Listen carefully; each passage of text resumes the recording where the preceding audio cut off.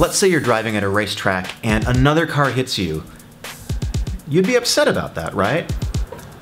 I know I'd be upset. But here's the question. Do you have a right to be upset? So who's got responsibility? Who's at fault? That's what we're looking at today. I'm Eric, my channel is RevMatch. Normally I do how-to videos. I've got an E30, I do some race stuff and reviews, but today I'm going to be responding to another YouTuber who posted a track video at Buttonwillow Raceway Park, and I want to look at the safety aspects of this. So if you're interested in this video, hey, hit subscribe. If you don't, that's fine as well. I saw this video blow up on Facebook today. There's a ton of comments on it. Is this guy in the right? Is this guy in the wrong? His name is Zentrose. He's got another channel. I'm going to put a link to that video down below in the description here so you can form your own opinion on it. I'm not here really to, call anybody names or call them out. I just want to talk about safety. If you've seen my other videos, you know that safety is a big thing for me. I've got a 240SX that came with some really crappy Sparco rep seats that I yanked out. These seats are total garbage. The brakes were horrible. I installed a massive BBK brake kit on there, some Cadillac Brembo CTS-V brakes. Safety is a big deal to me. That's why I want to talk about it, because hey, we all want to keep going back to the track and driving in the street. And I want to make this a learning experience for everybody. So Zentrose was at Buttonwillow Raceway Park, which is a local track to Southern California. Some of you are probably pretty familiar with it. If you're not, it's in the middle of the desert. But a lot of people from Southern California go there all the time and they're pretty familiar with it. And I'm pretty sure that Zentrose is familiar with it too. He certainly seems to be.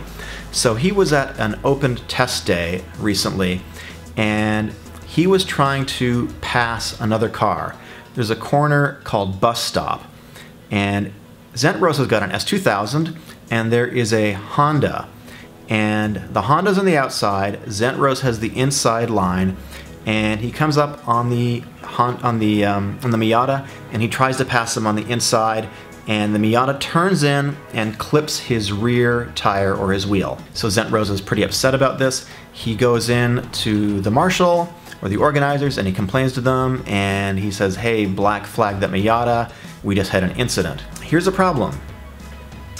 The Miata driver didn't see the black flag the first time. He was black flagged a second time.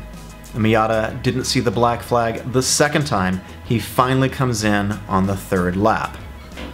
So is the Miata driver at fault? Clearly, the Miata driver is lacking something called situational awareness. Now, what is situational awareness? It's pretty much what it sounds like. If you're on a track, you need to be looking in your rearview mirror, you need to be looking at your two side mirrors, you need to know what's going on in the car around you, you need to know your surroundings, especially what's behind you. Because a lot of times what happens is when people are fairly new at the track, they get this tunnel vision and they just look forward and they don't really see what's going on around them. And that's really bad, and that's a really dangerous situation. And Zentrose is completely in the right to be calling out this Miata driver for not being aware of him. Clearly, the Miata driver should have been more aware of his surroundings. I'm going to just chalk that up to being a newbie at the track. Oh, and by the way, I've been going to HPD events since I was 20 years old.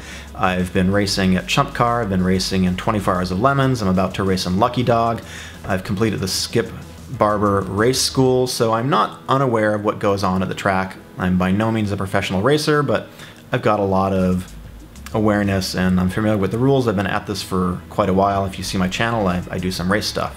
So Zentrose is talking about this pass that is about to take place at Bus Stop, and he says, he's talking about a normal passing situation. The person will move offline and you go right by them, right?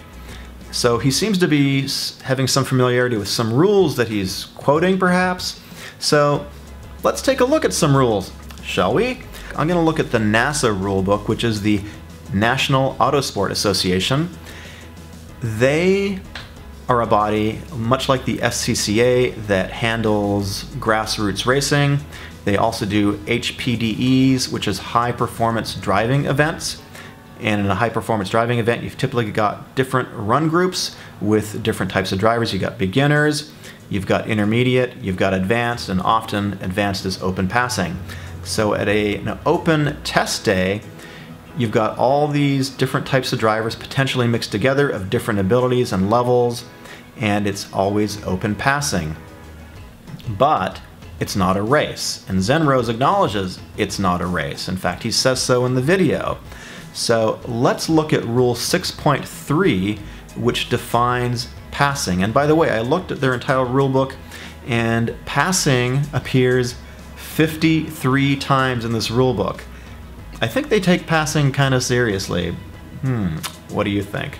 I'll let you be the judge of that. So 6.3, it says, the driver attempting to make a pass is solely responsible for the safe outcome of that pass. Drivers making a pass should be certain that the driver ahead of them can see them before attempting the pass. Pretty clear, right? Pretty clear. The driver overtaking has got responsibility for making a safe pass. I don't think that's ambiguous. I think that's clear as day. In fact, it's mentioned again later in their Appendix A, Section 25.4.1. The responsibility for the decision to pass another car and do it safely rests with the overtaking driver. The overtaken driver should be aware that she is being passed and must not impede the pass by blocking.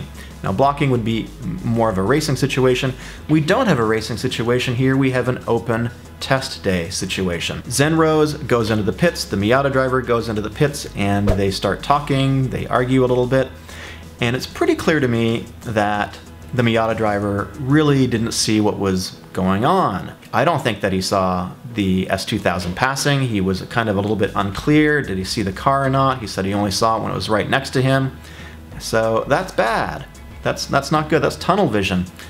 But I think the rules are pretty clear, and I'm pretty sure that the rules of NASA and SCCA apply at an open test day. It's not a race. Zentrose even says it's not a race. So Miata driver, yeah, he definitely bears some responsibility, but if I were a marshal at a NASA event or an SCCA event, the fault would lie 100% with Zentrose. The responsibility is on him to make the pass safely, not race conditions. We've got different rules under race conditions. Zentrose even says in his video, it's an open test day, you're not in a race, you always let people by. Hello? I don't think so. I don't think you always let people by. I don't know what rules you're following. Out of common courtesy, you might let people by, but according to the rules, you shouldn't be letting people by. I mean, here's the deal. Let's get down to brass tacks. If I were there at an open test day, and I've been at open test days, there's two kinds of drivers. There's people that I know, and there's people that I don't know. You've got cars of all different speeds, you've got a lot of speed differential, you've got cars and drivers of different abilities. I'm not going to be doing a dive bomb pass on somebody that I don't know, that I've never met, that I've never spoken to. I want to know this person's driving ability. So if they're my friends and we're kind of, dicing it a little bit, that's cool. Maybe I'll dive bomb if I know that he's going to see me there. And maybe even another car that I've been driving with for a few laps and I've gone off the track and we've had a little chat and stuff like that and I understand what this guy's ability is. Yeah, maybe I'll do a dive bomb. Probably not. The onus is upon me as the overtaking driver to be safe and responsible. I don't think that's what happened here. I think Zentrose just dove in and did a dive bomb, and he was fully expecting the Miata to see him, and that's true. The Miata should have been aware, but again, if I were the marshal at this event, I would have been assigning blame to Zentrose. So that's my take on it. If you like these kind of commentary videos, let me know. I'm typically doing more how-to stuff and car reviews and stuff like that, but if you like these, let me know in the comments below, and hey, if you want to subscribe, and that would be super cool, and hit that little notification button so you'll get videos when they're posted next time. Anyways, I'll see you guys in a couple days. Thanks for watching. Appreciate it.